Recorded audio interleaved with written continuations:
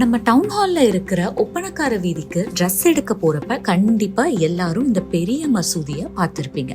அந்த மசூதி யார் கட்டினது, அதோட சிறப்பம்சம் என்னன்னு தெரிஞ்சுக்கணுமா? இந்த வீடியோவை கடைசி வரைக்கும் பாருங்க.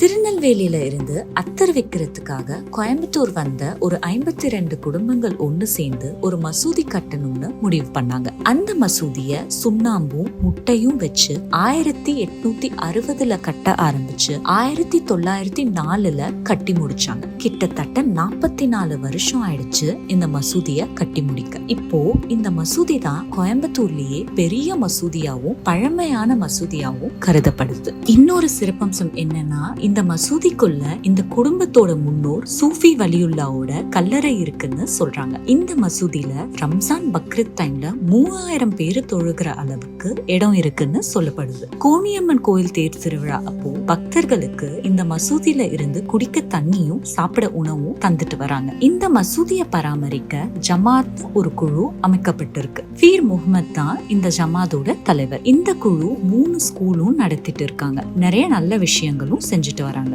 இந்த மசூதி பத்தி உங்களுக்கு ஏதாவது இன்ட்ரெஸ்டிங்கான ஃபேக்ட்ஸ் தெரிஞ்சா காமெண்ட் செக்ஷன்ல காமெண்ட் பண்ணுங்க.